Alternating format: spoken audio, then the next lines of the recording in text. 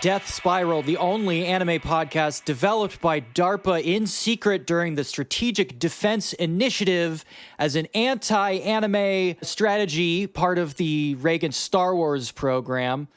We've deviated from our original mission a little bit, but we are still dedicated to the national program of eliminating anime. I, for one, dream of a glorious day when we can wake up and our children can be safe from the threat of anime. It's really that drive that gave me the motivation to go through with the, top secret DARPA robot legs initiative. Yes, of course. I'm not entirely sure as of yet what the game plan is on how having robot legs is supposed to let me fight the insidious influence of anime over, all of the world. But it does, have its perks in the meantime. I've got storage space in these things. That knee problem that I was having, that's gone. Don't got knees anymore. Don't got those. You can fully utilize that standing desk you got. Yeah. Unfortunately, it is almost exactly like the Deus Ex situation.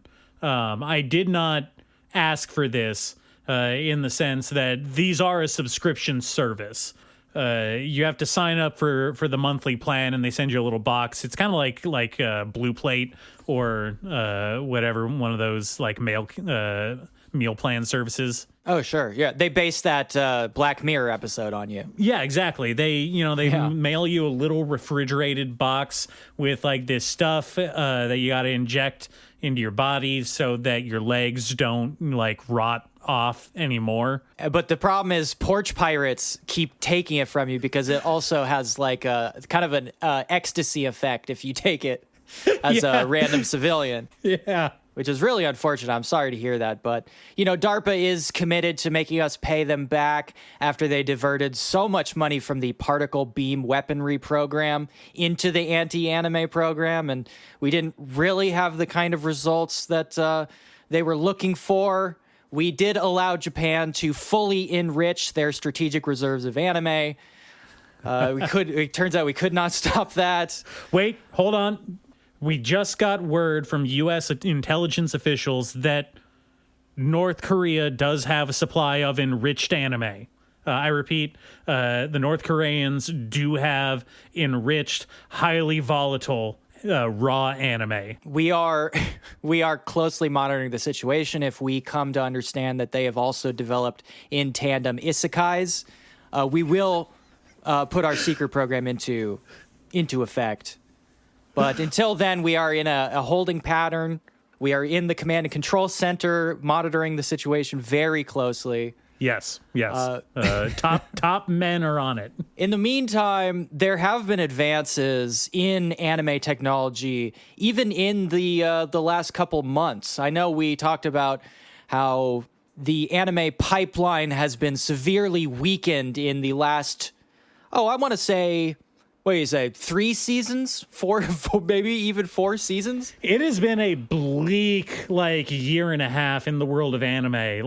I'm trying to think, the last thing that I really was looking forward to was the Dan anime. We got that, summer last year, right? Sure. And it's been kind of, not great since then, and before that, it was Dungeon Meshi, and it was not great immediately preceding or post Dungeon Meshi's release until Dan came out. There's not saying that there wasn't some okay stuff, some stuff that we enjoyed, but man, no, there's always shining spots. Yeah, in any but season. Those are two kind of those are the two peaks that I am. Those are my touch points, my touchstones for defining the last 3 anime ages, the dynasties, the eras. Yeah, I mean, Gundam, obviously, in this season was the one I've been looking forward to for a very long time. I really like Gundam, despite my reservations about Hideaki Anno's let's say, participation in this particular iteration of Gundam, I was still very much looking forward to it. I happen to like Gundam quite a lot. Hey, what if you made the pilots like little girls, like teenage girls in tight suits? What if you did that? The big problem with the previous Gundams is there weren't enough 16-year-olds in love with their university teachers. I made Evangelion. I cannot express how funny it is to me to do the George Lucas voice as Hideaki Anno. That's Hello, I'm Hideaki Anno. I don't really understand Christianity, but I thought the crosses looked cool, so we just put them right in there. I worked on some other stuff that wasn't robot anime. I hang out with lots of people. I'm kind of like a guy. I'm important. I was in sort of a mentorship with the people over at Studio Ghibli. I worked with Miyazaki, obviously, and he's a pretty big name. He taught me a lot about underage girls. Is Miyazaki to Anno what Spielberg is to Lucas? No, because Spielberg considered George Lucas like a peer. Okay. And Miyazaki considers Anno a flunky. More like Spielberg and John Ford. Yeah, that's closer to it. Yeah. Mm-hmm. Where John Ford's like, I'm trying to make movies, and Spielberg's like, I love movies. I really like movies a lot. Shut up, kid. This is a business. So get me a scotch. And then, of course, Tarantino took that and just ran with it as his entire career. Yeah. Hey, turns out liking movies can just be a personality. It could just be your whole thing. Mm-hmm. He really pioneered the entire video game development culture, right? Yeah. The guy who worked at Blockbuster and became a movie guy. And now we just have guys who worked at GameStop are now video game guys. It's great. It's really healthy. It's really healthy for the culture.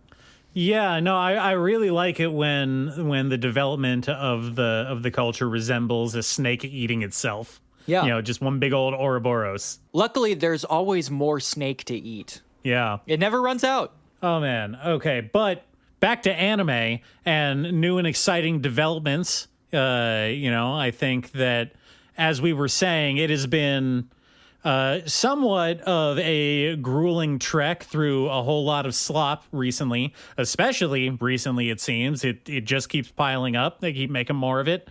They keep animating it cheaper, and the writing keeps getting not great.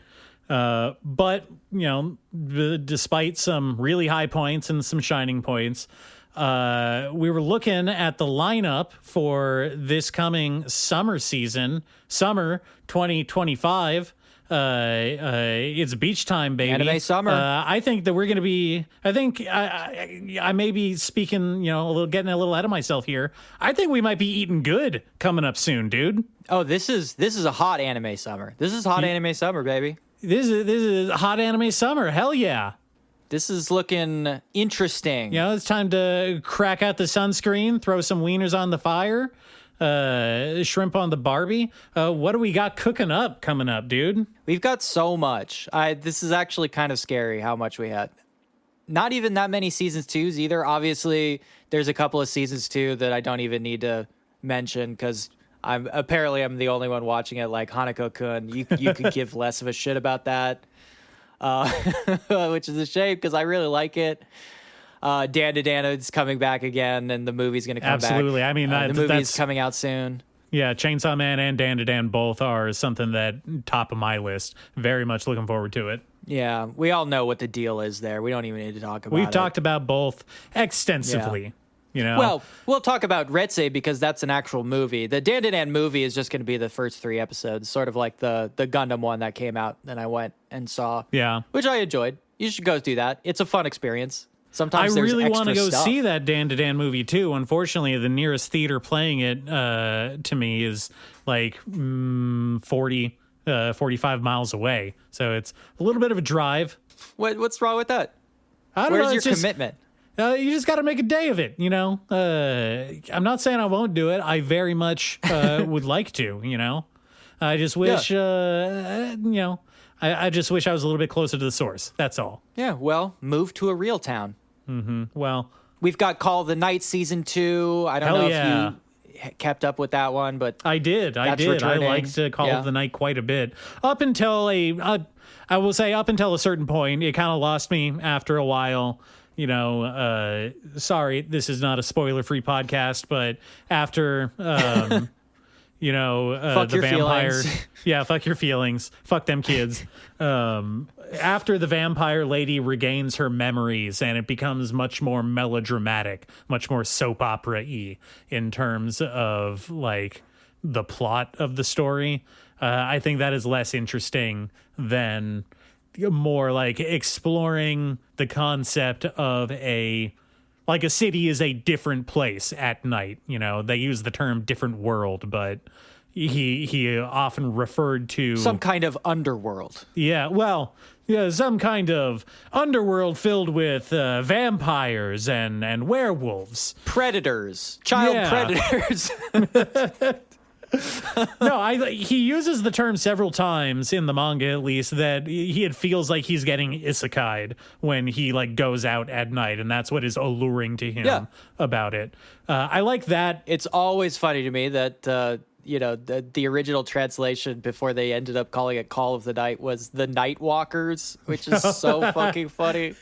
It's like, hey man, you know, that was already a term. I don't know if the translators knew that was already a thing, but I'm glad they changed it because there's some uncomfortable connotations there. I really liked it. I think it's funny. There is a thing where it's like, me when I've lost my memories. Hell yeah. Me when I've regained my memories. What the fuck? Yeah.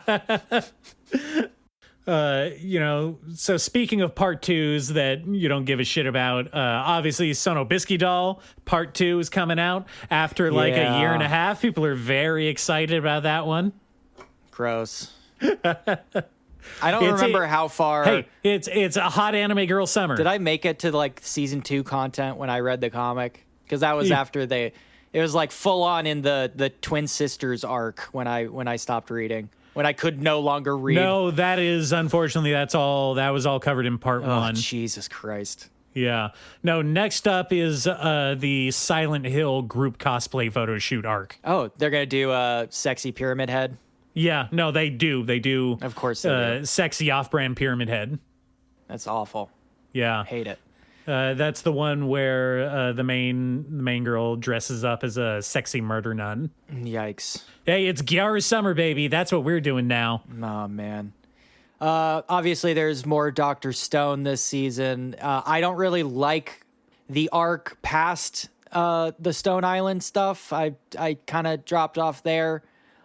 Boichi, not Boichi the Rock, Boichi the artist, the original artist, he's doing his weird Western thing that I've talked about. The non-rock Boichi. Yeah. I've talked about his weird, like, pseudo-Western thing. That's still going. I really like that. Okay. But I think I'm putting Dr. Stone behind me. Like I said, when we talked about Dr. Stone originally, they leveled up too fast. They should have slowed down. He levels up way too fast in that show. Yeah. You know, I can see how that would be frustrating to, you know, as like a pace issue, you know? Yeah, they fucked it up. It does not take that many chapters for them to reinvent air flight. You know, like they've got planes pretty fast. Like, I understand that when people get unfrozen, they don't have their memories of the past, but it does not. No, they do. They do have their memories. Yeah. So there's no amnesia involved here. Oh. They wake up and like it's like no time has passed at all. They immediately snap back into it. Well, then that is just like unlocking people who know how to do stuff, right? You know, I get it. I get that it's supposed to be like a crafting game analogy or analog. I get it, all right? But like, you know, space it out a little bit. Come on. Yeah, I'm just saying, okay, look, one of the first big arcs is a race against time to invent gunpowder so a guy won't beat up another guy. That's one of the first big things. But then from that to fully reinventing aviation is like one or two more arcs from there. It's like, okay, we could have slowed down a little bit. Yeah. That's pretty much it in terms of season 2's. Yeah. I think. I'm still unsure if there's been any news moving forward on Dungeon Meshi Part 2. That is like one thing that I'm Very, very excited for whenever it happens. I was hoping it was going to happen this season, but looks like we missed the mark. Hey, let them cook. Let them cook. Well, that gives us a good starting point here because this is technically a season 2 in a weird way. But this season, the thing you have all been waiting for, the horny Powerpuff Girls new panty and stocking is coming out this season. What the fuck? Okay, well, fair enough. That actually answers my question of why we're not getting Dungeon Meshi this season, because they have been working on the Panty and Stocking reboot, Studio Trigger, obviously. Fuck it. They can do no wrong. Even with the weird stuff that they do sometimes, I am all for you. I am 100% your man, Trigger. Sorry. I can't shit on them. They're too good. I'm not gonna watch Darling in the Franxx or SSS Gridman. I don't like them that much. But new Panty and Stocking, yes, I am in. Absolutely. Yeah. I do kind of remember them killing one of these characters off in the last season, but I guess that doesn't matter. Yeah, no, it doesn't matter. Again, Panty and Stocking, for all intents and purposes, is, playing on fucking Looney Tunes rules, right? It does not matter. These are quintessentially cartoon characters. Blow them up, kill them, give them superpowers, have them bounce off the walls. Doesn't matter next episode. Yeah, they're full Tom and Jerry. Yeah, this is, like I said, this is the weird Western cover band version of Powerpuff Girls, but for some reason incredibly horny. I'm very excited. Apparently this, I was very confused when they said this is the one project internally that they all really wanted to do. I was like, no, I believe that. I think one? that absolutely that one. I think that it was a passion project for the director the first time, and he is just, they fucking did Dungeon Meshi so they could get the social clout to bring back Panty and Stocking. That is all Dungeon Meshi was. It was a mercenary job so that they could do this. Yeah, very strange. I don't know. It's very, very strange. It's just, they have a let's say storied catalog. And this is the one that came back. I mean, what would you have? Is this the one you would have chosen? Well, no. If I had chosen, I would say give me something new and original, because I like it most of the time when you do that. I don't think but that new and original off the table. Which one would you? If I had to choose to bring back an existing one or have them adapt something that was a manga. No, what if they bring back something they've done? Specifically that. I would have them redo Darling in the Franxx, but do it good this time. But isn't that still going? You can't. That doesn't count. No, it's not still going. Oh, they stopped already? I do not watch that one. I could not deal with that. I think they only had the one season, the one full 22 episode series of it. Okay. You may be thinking of BNA, which also only had one season. I like BNA. I don't think they have a whole lot of ongoing stuff, to be honest. I like BNA. I was in BNA's corner. BNA was cool. No. I do want to say I would absolutely go back and be like, give us more Inferno Cop. I want Inferno Cop season 2. Oh, hell yeah. Give absolutely. us Inferno Cop. And I want it to be like that weird motion comic thing they did the first time around, except with 4 times the budget, and just see what that looks like. I would be very excited. I would also take more Space Patrol Lulu Co. I thought that was really good shit. It's just some good old fashioned like Looney Tunes style anime. Just really good stuff like that. We don't have a lot of Looney Tunes anime. No. I feel, well, I mean, we talked about the issues with manga's comedic sense last episode. I don't think that style of cartoon wackiness ever caught on in the same way over there. There's just not that many of them. Yeah. They went full in on Action Boy. That Astro Boy is the foundational to what manga and anime is, right? That's your starting point. Which, he was kind of wacky, sure, there were jokes, but he also was mostly beating up big robots and monsters. That's the starting point. That's what I think of when I think of wacky. Oh, that wacky boy. I have been reading one of the Astro Boy prequel manga that is really good, just as a side note. I mean, it's the same with all Tezuka stuff. Like, there's a really good Dororo reboot that's running right now. A couple, actually. But there's a really good Astro Boy one that I highly recommend. Not right now. Not that one. What I wanted to recommend, I got off track. What I wanted to recommend, if you want to get a jump on new panting and stocking, there is a 9-chapter manga called Eniale and Dewiela, which is an angel and a devil who are in sort of like a rival. You've talked about this one before. Yeah, a goofy rival friendship, and it is very panty and stocking coded. It's not quite as horny, but it is very funny and cute, and I really like it. And it does include one of them headshotting the other one, so it is definitely in the spirit of panty and stocking.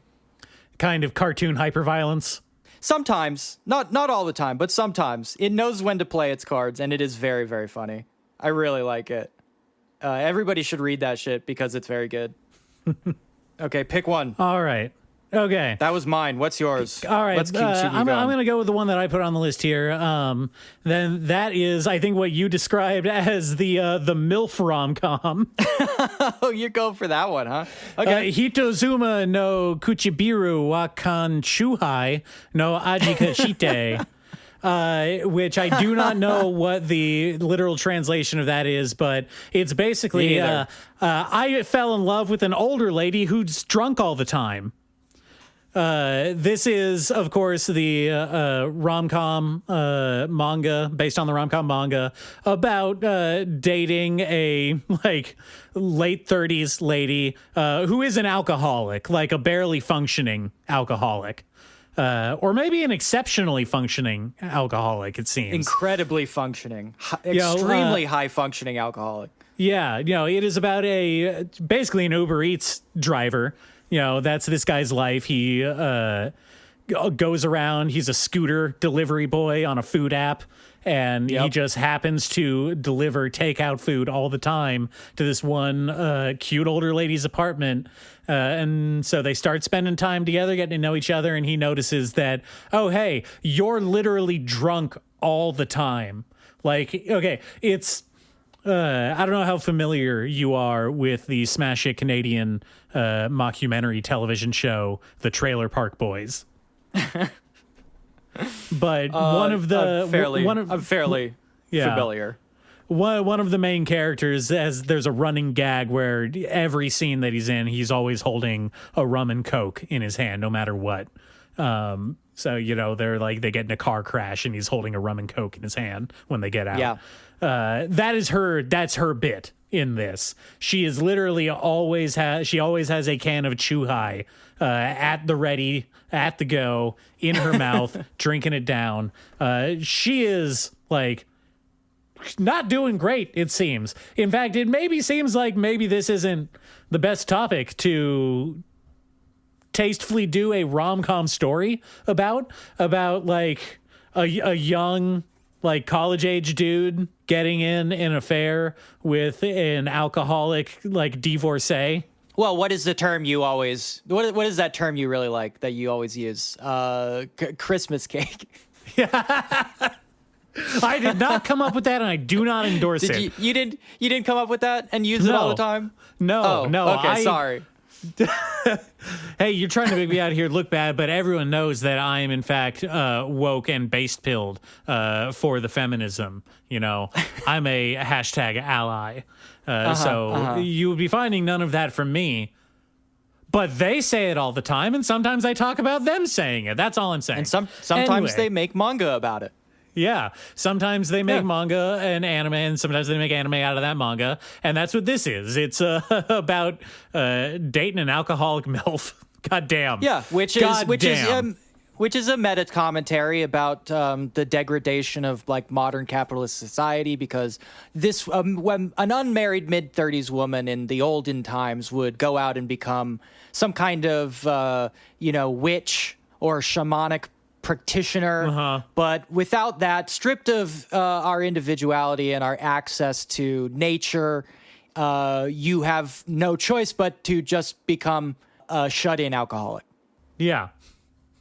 Used to happen to a lot of people. Yeah. I forgot to mention there's one added layer to this whole thing, and that is that she was his babysitter when he was a little baby. No. Yeah. No. Yes. No. Yep. That can't happen. So we got that whole Freudian Oedipal layer kind of muddying the waters on everything. Jesus Christ. And then he went on to become the premier of France. Yes. Oh boy. Okay. By the way, that Astro Boy prequel is called Adam the Beginning. Just throwing that out there because I couldn't remember it before. All right. Jesus Christ. I'm reeling. Hold on. Let me get my bearings again. Okay. Oh, here. Okay. Let's do my big one. This is good. I'm going to drop my big one pretty early here because this is by far my single most anticipated show of maybe a long time. Way more than Gundam, more than Delicious in Dungeon, more than Cyberpunk. Wow. More than any Trigger show. More than, geez, what was I excited about last time? It's bad that I can't remember. Hey, all of these feelings are just like, motes in a whirlpool going by. They have no tangible meaning. What? Oh man, that's sad. Now I feel bad. Oh no. Anyway, think only forward. What are you looking forward to? Think only forward. The big blockbuster of this season. There's quite a few shonen that are going to be participating here and fighting for the top spot. But if there is any justice left in the universe, the winner will be Gachiakuta. Hell yeah. Maybe definitely top 10 running manga for me. Like truly great. If you read manga and you are not up on Gachiakuta, I don't even know what to tell you. Like, what do you not like manga? Actually, are you lying to yourself? Do you not like pictures? Do you not like pretty pictures? Do you not like drawings that look cool? Oh man, I saw that trailer. That trailer is looking pretty slick, it's dog. Fucking pretty good. Slick. Like everybody should be getting up on Kei Urana's Gachiakuta about the boy who falls into a garbage dump and has to live among the garbage people. Just like me. And, the trials and tribulations of living in garbage. Yeah. It's, if you don't live surrounded by garbage, you don't understand the complexities of that kind of life. But all the more reason to read Gachiakuta and learn. If Dorohedoro taught me anything, it's that living in garbage is actually cool, dog. It is cool to a certain degree, but much like Dorohedoro, when he falls into the garbage realm, large parts of his life become much, much worse. Some much better, others much worse. For example, everything you eat is garbage. I mean, yeah, but to be fair, most of what I eat now is also garbage. It's also garbage. That's true. It's also garbage. That is true. That's true. All your clothes are garbage. Everybody kind of stinks a little bit. Man, you are describing my life right now. It's not huge changes. Okay, yeah. This is, thank God they put out a trailer ahead of time, and you never know with trailers. I mean, it's maybe they're bullshitting a little bit. Maybe they just put the best parts in the trailer, but it's looking good. This had the potential to be very bad because the art style is incredibly important to Gachiakuta.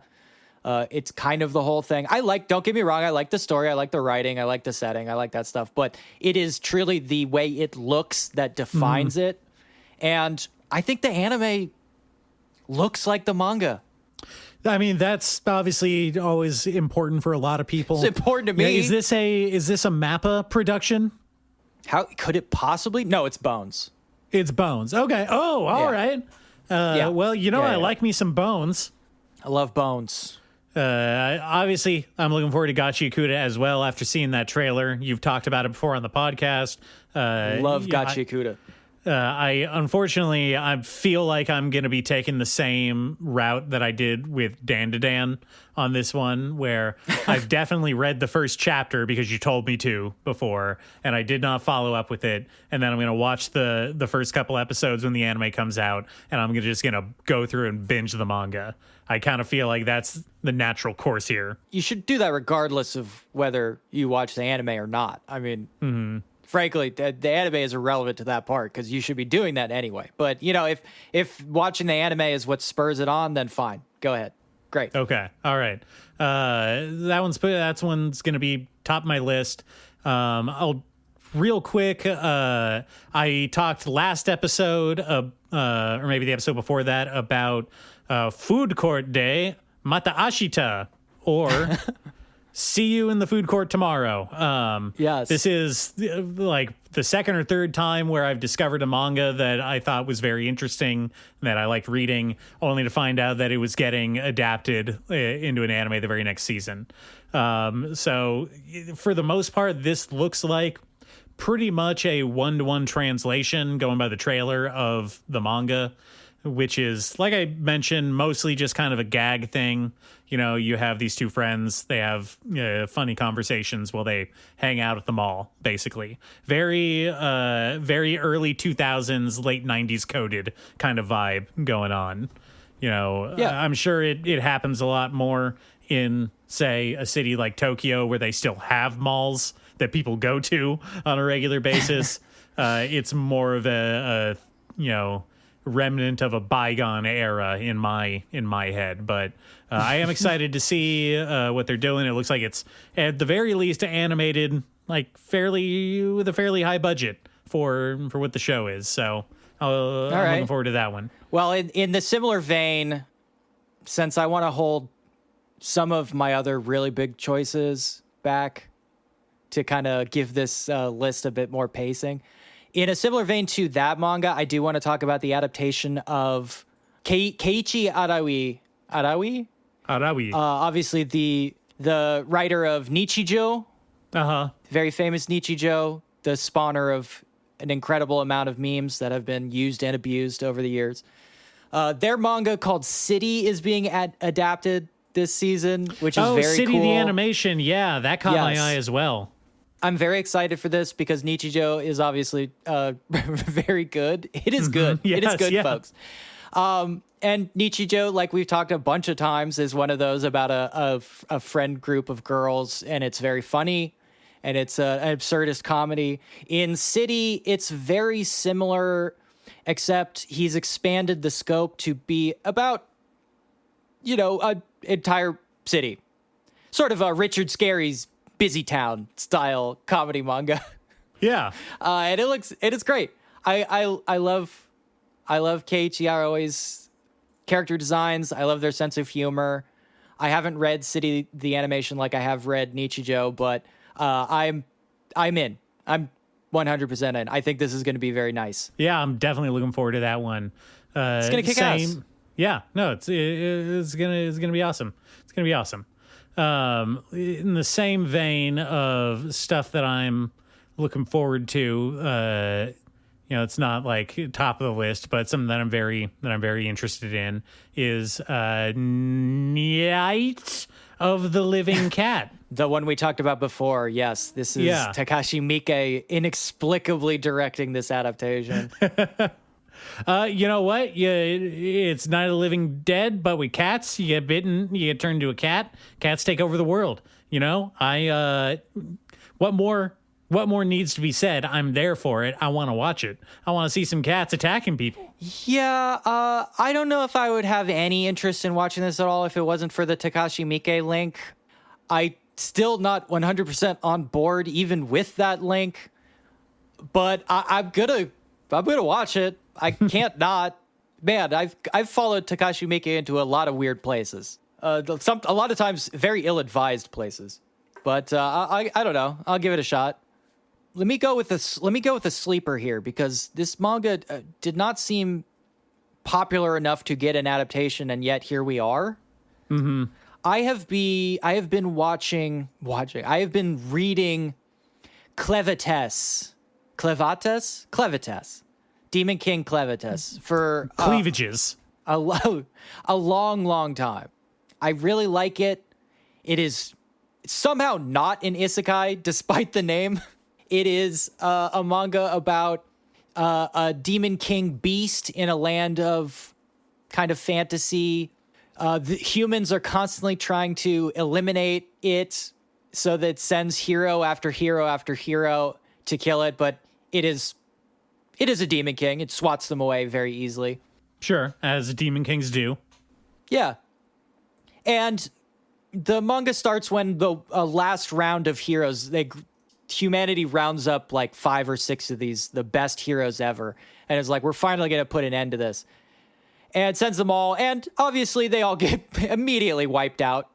They suck. Humans suck. They're not very strong.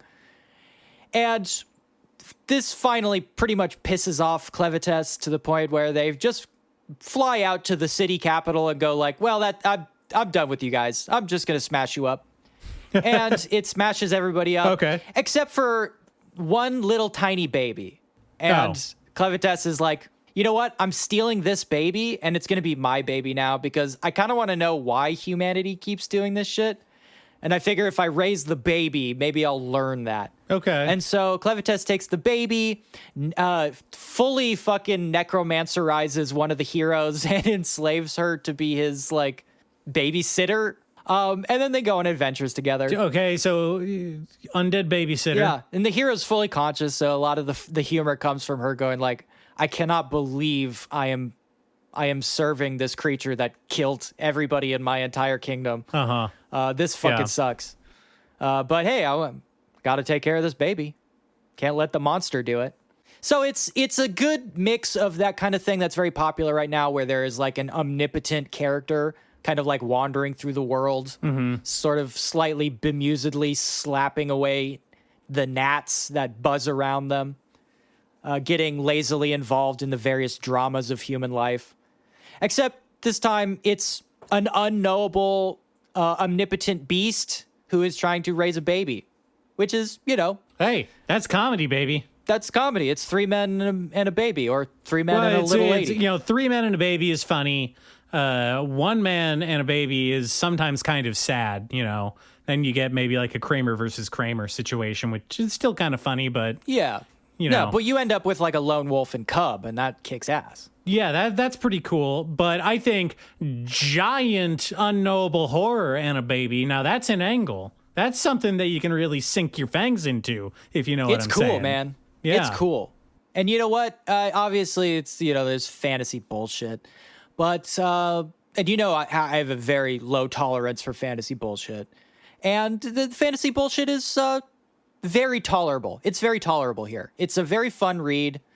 I haven't watched the trailer because I don't want to get disappointed before it even comes out, but I'm absolutely going to be watching it. I like this story quite a lot. All right. Let's see.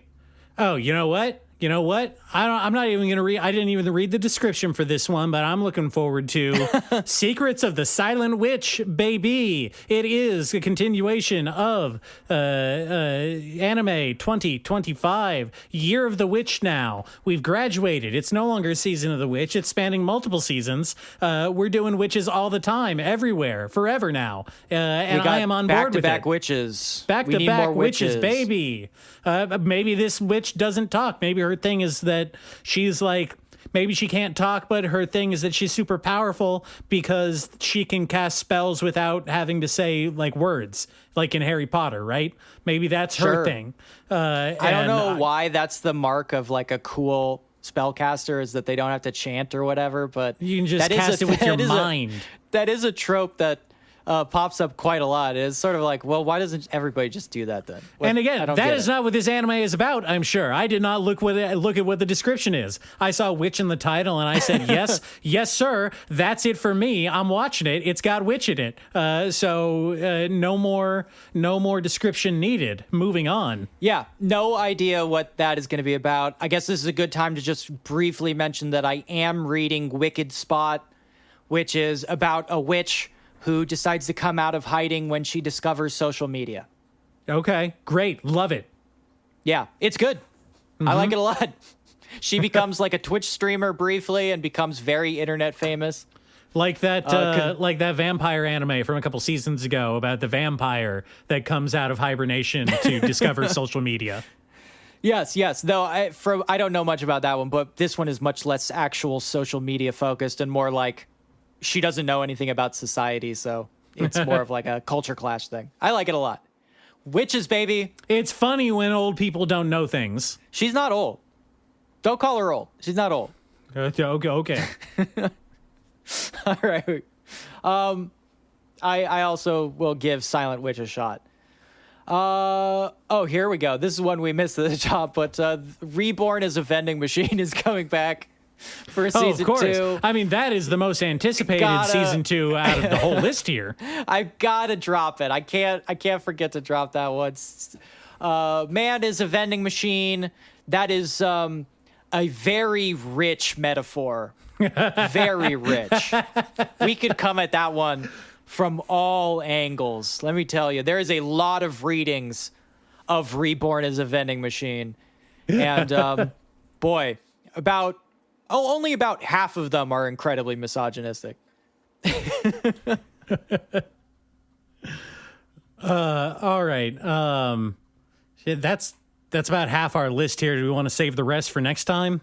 Let's see. I could pick why don't we both give one more, like one serious one more. All right, sure. All right. So I mean, one more serious one. I don't know if you wanted to save this to go into a bit more in depth, but another big one to look forward to is Hikaru ga Shindanatsu, or the summer that Hikaru died. I know that you've been a fan of that one for a long time.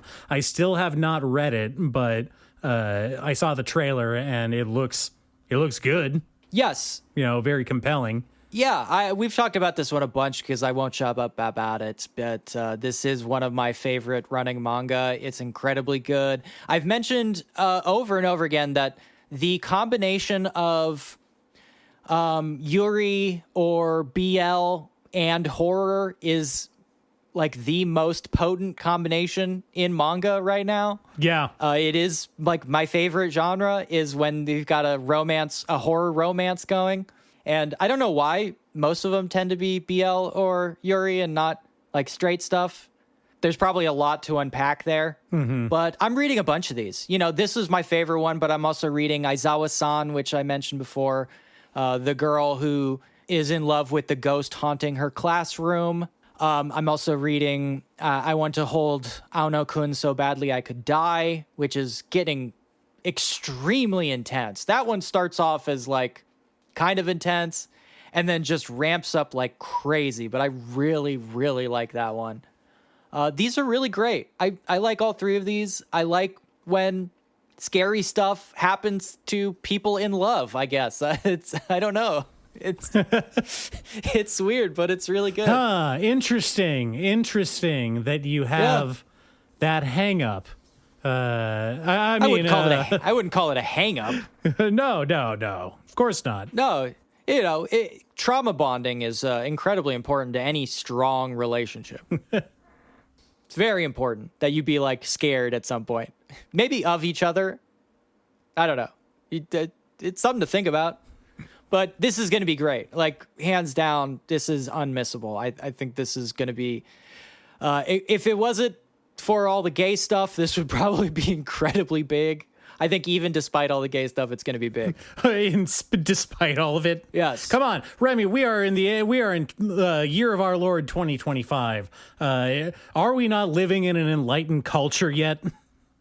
You know what? Are we still held down by these shackles? Let me take a quick look around and see if everything is good now. Oh, shit. Oh, no. Oh, no. Oh, no. What is it? I haven't looked out the window in a while. Don't look. Hey, look, just read the manga. If you haven't been reading the manga, get up on this shit because you're going to like it. All right. Okay. Let's see here. There is another one that I've been reading This is a good one because it's not another big one for me, but it is something that I've been reading for a long time. And is real mids, so is probably going to be extremely popular. Are you familiar with Togen Anki? I am not familiar with Togen Anki. Okay. Togen Anki is a very traditional shonen. Very traditional. You don't get more traditional than this, which is strange because we are living in the age of the subversive shonen. Oh, We've talked a lot, but like... Something's coming back to me. Is this the one about the guy, he can make stuff out of his blood? Yes. Yeah, okay, yes. Yes, this is the Demons versus Momotaros shonen. Yes.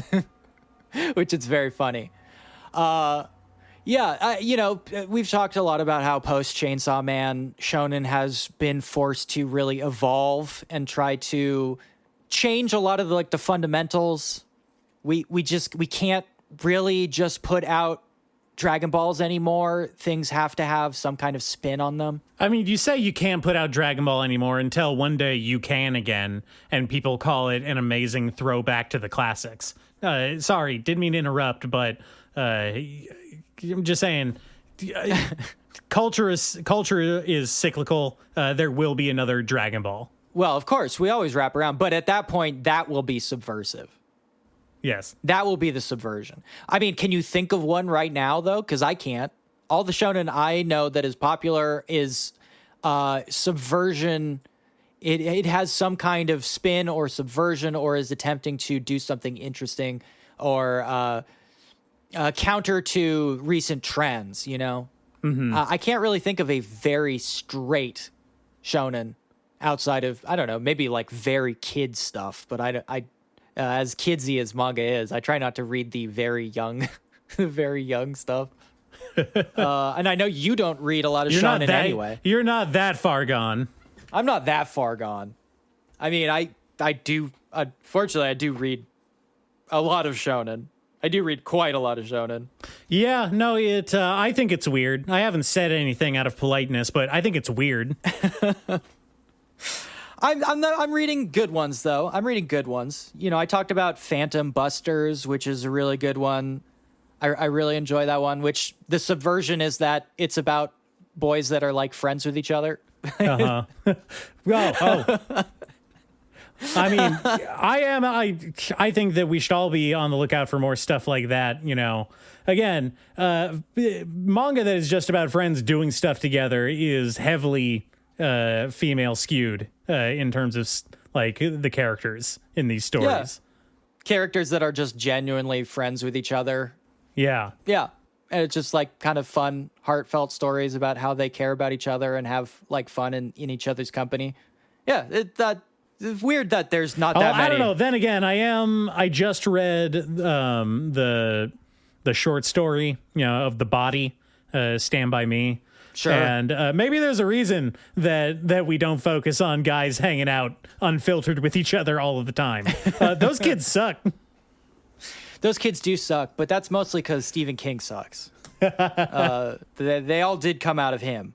I'm reading, let's see, what are the more traditional ones I'm reading? I'm reading Ghost Fixers, which is a fairly modern shonen that incorporates, again, one of my less favorite modern shonen tropes, which is kids being deputized by the federal government. I wish this wasn't a thing. Kid being made a cop.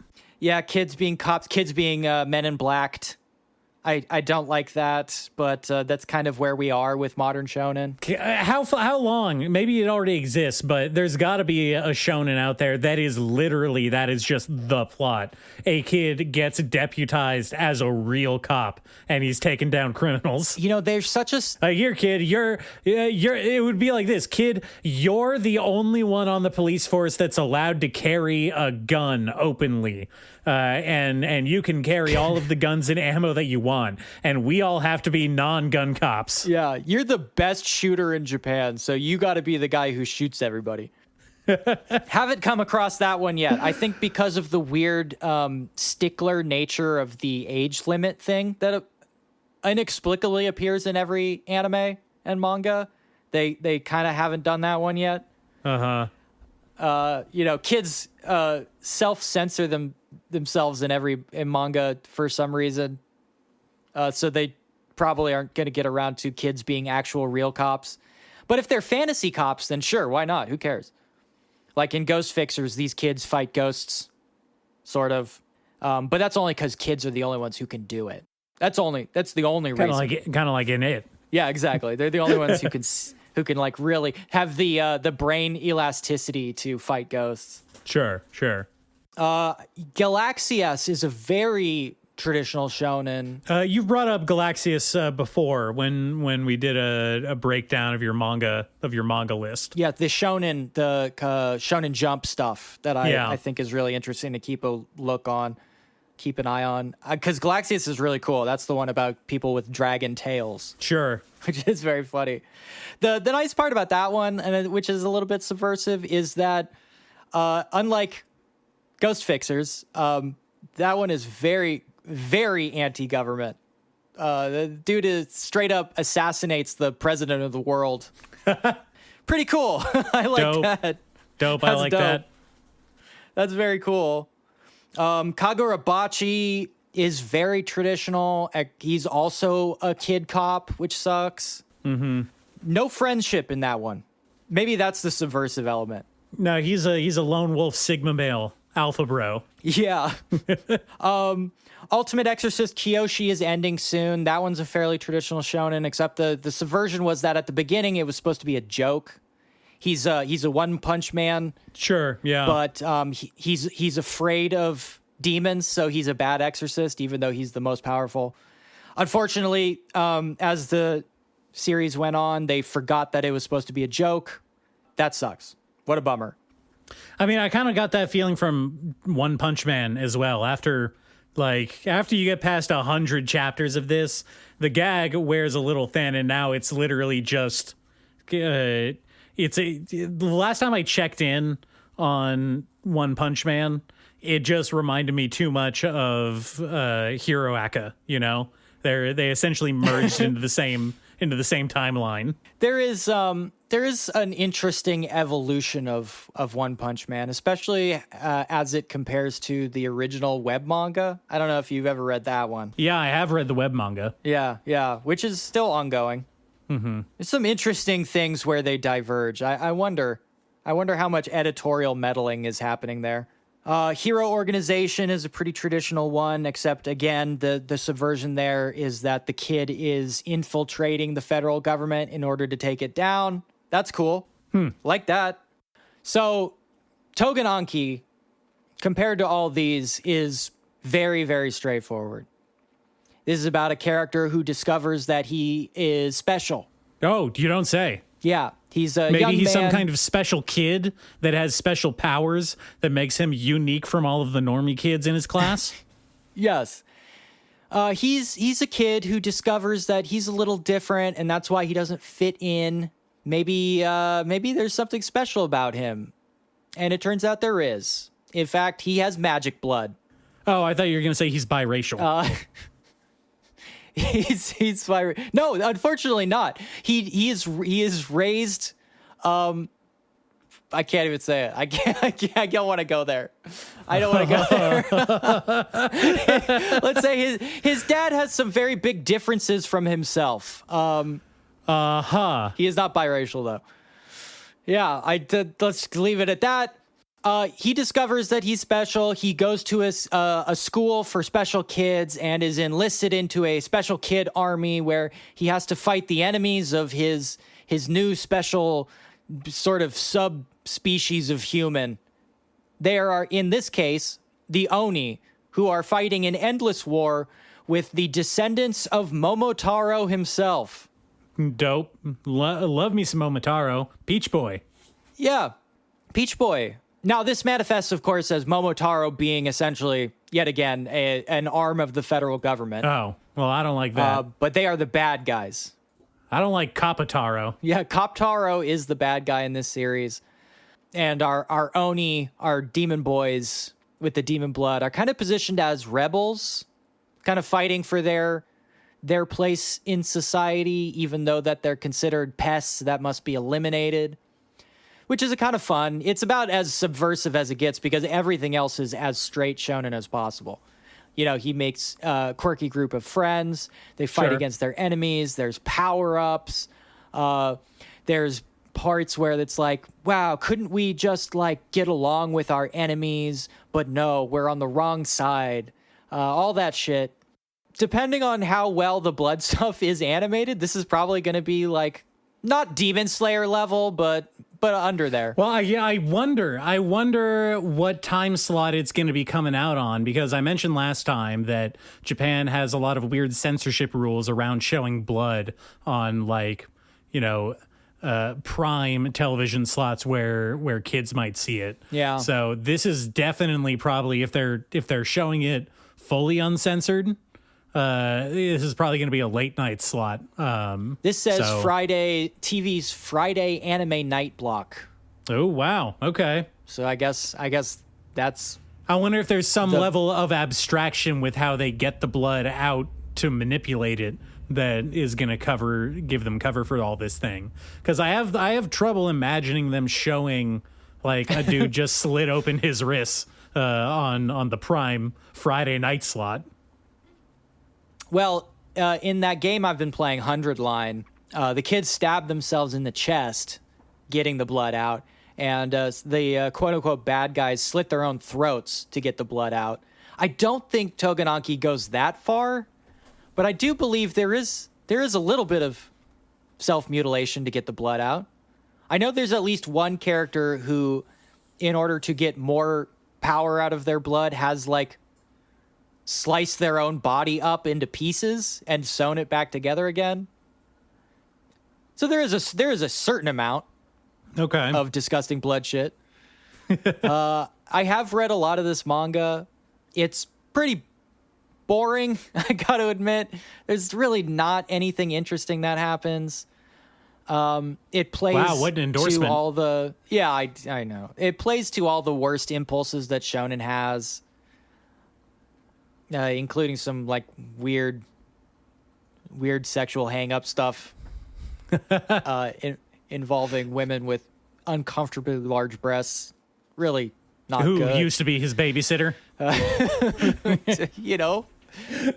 don't want to say anything more.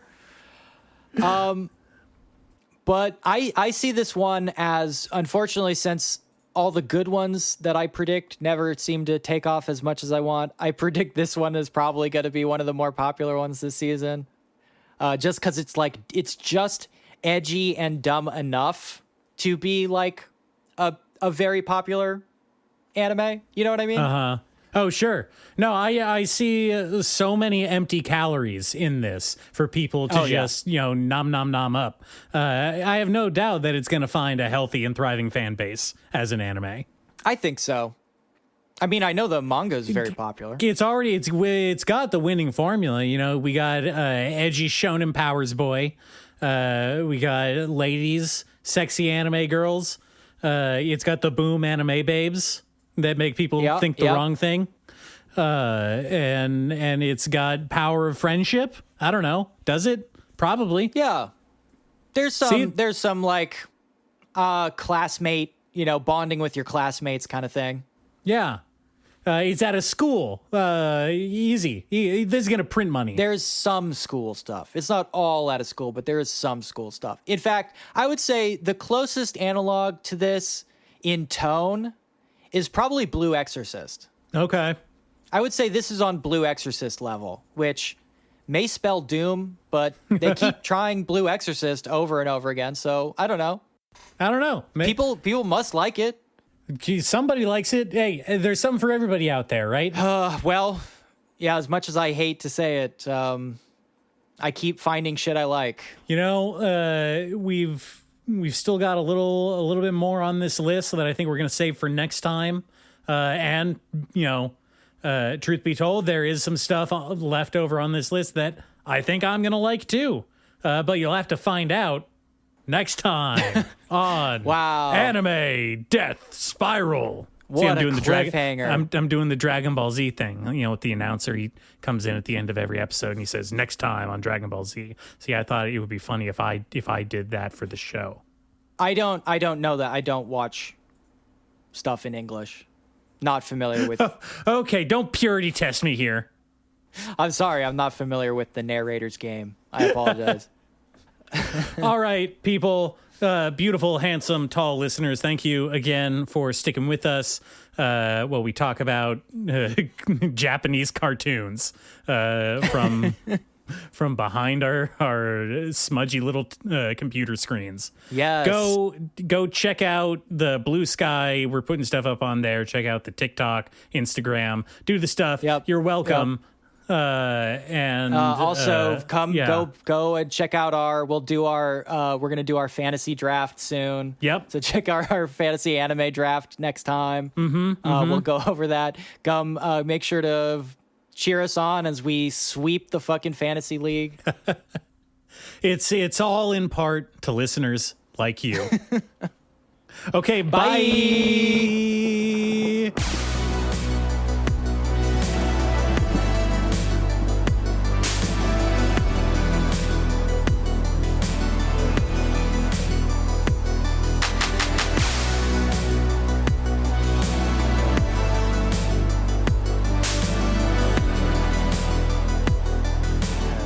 Clear my throat in the recording. It sounds very gross. Gotta listen to those when I'm editing the podcast. It's not pleasant.